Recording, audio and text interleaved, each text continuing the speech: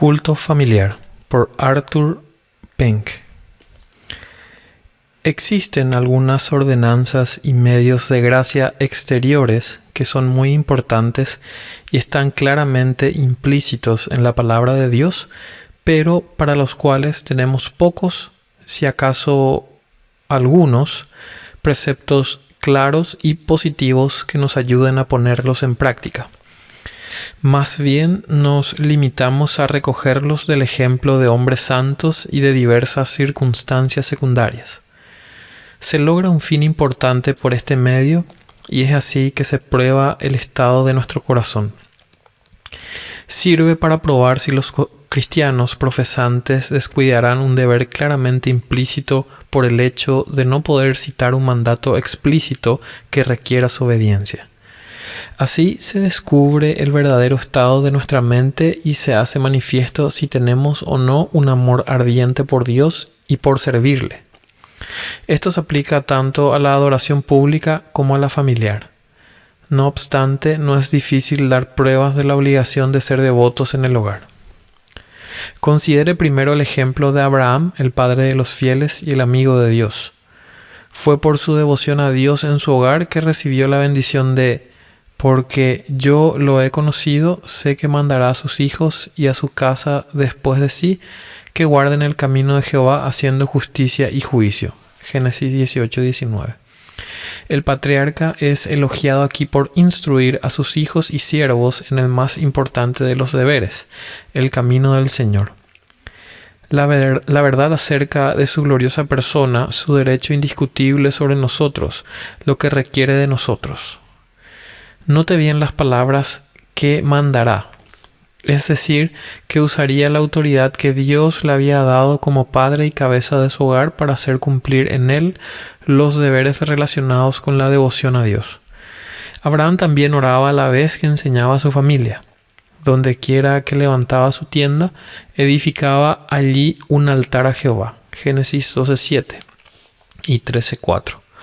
Ahora bien, mis lectores, preguntémonos, ¿somos linaje de Abraham si no hacemos las obras de Abraham y descuidamos el serio deber del culto familiar? El ejemplo de otros hombres santos es similar al de Abraham. Considere la devoción que refleja la determinación de Josué, quien declaró a Israel: «Yo y mi casa serviremos a Jehová». Josué 24:15. No dejó que la posición de honor que ocupaba ni las obligaciones públicas que lo presionaban lo distrajeran de procurar el bienestar de su familia. También, como David llevó el arca de Dios a Jerusalén con gozo y gratitud, después de cumplir sus obligaciones públicas, volvió para bendecir su casa. Además de estos importantes ejemplos, podemos citar los casos de Job y Daniel. Limitándonos a solo uno en el Nuevo Testamento, pensamos en la historia de Timoteo, quien se crió en un hogar piadoso. Pablo le hizo recordar la fe no fingida que había en él y agregó: «la cual habitó primero en tu abuela Loida y en tu madre Eunice», 2 Timoteo 1:5. Con razón pudo decir enseguida: «desde la niñez has sabido las Sagradas Escrituras», 2 Timoteo 3:15.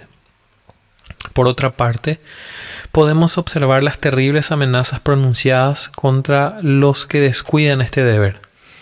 Nos preguntamos cuántos de nuestros lectores han reflexionado seriamente sobre estas palabras impresionantes. Derrama tu enojo sobre las gentes que no te conocen y sobre las naciones que no invocan tu nombre. Jeremías 10:25. Qué tremendamente serio es saber que las familias que no oran son consideradas aquí iguales a los paganos que no conocen al Señor. ¿Esto nos sorprende? Pues hay muchas familias paganas que se juntan para adorar a dioses falsos. ¿Y no es esto causa de vergüenza para los cristianos profesantes? Observe también en Jeremías 10:25. Registra imprecaciones terribles sobre ambas por igual. Derrama tu enojo sobre. Con cuánta claridad nos hablan estas palabras. No basta que oremos como individuos en nuestra cámara. se requiere que también honremos a Dios en nuestras familias. 2 veces cada día como mínimo, de mañana y de noche, toda la familia debe reunirse para arrodillarse ante el Señor, padres e hijos, amo y siervo, para confesar sus pecados, para agradecer las misericordias de Dios, para buscar su ayuda y bendición. No debemos permitir que nada interfiera con este deber. Todos los demás quehaceres domésticos deben supeditarse a él. La cabeza del hogar es el que debe dirigir el tiempo devocional, pero si está ausente o gravemente enfermo o es inconverso, entonces la esposa tomará su lugar. Bajo ninguna circunstancia ha de omitirse el culto familiar. Si queremos disfrutar de las bendiciones de Dios sobre nuestra familia, entonces reúnanse sus integrantes diariamente para alabar y orar al Señor. Honraré a los que me honren, es su promesa. Un antiguo escritor dijo: una familia sin oración es como una casa sin techo, abierta y expuesta a todas las tormentas del cielo. Todas nuestras comodidades domésticas y las misericordias temporales que tenemos proceden del amor y la bondad del Señor, y lo mejor que podemos hacer para corresponderle es reconocer con agradecimiento, juntos, su bondad para con nosotros como familia. Las excusas para no cumplir este sagrado deber son inútiles y carecen de valor. ¿De qué nos valdrá decir cuando rindamos cuentas ante Dios por la mayordomía de nuestra familia que no teníamos tiempo ya que trabajábamos sin parar desde la mañana hasta la noche? Cuanto más urgentes son nuestros deberes temporales, más grande es nuestra necesidad de buscar socorro espiritual. Tampoco sirve que el cristiano alegue que no es competente para realizar semejante tarea. Los dones y talentos se desarrollan en el uso y no con descuidarlos. El culto familiar debe realizarse reverente, sincera y sencillamente. Es entonces que los pequeños recibirán sus primeras impresiones y formarán sus primeros conceptos del Señor Dios. Debe tenerse sumo cuidado a fin de no darles una idea falsa de la persona divina. Con este fin debe mantenerse un equilibrio entre comunicar su trascendencia y su inmanencia. Trascendencia es la distinción de Dios de su creación y su soberana exaltación sobre esta. Y inmanencia, esto es, Dios está morando en su creación y sus procesos y en equilibrio con su trascendencia. Dios está muy cerca de nosotros. Entonces esa es la definición de trascendencia e inmanencia.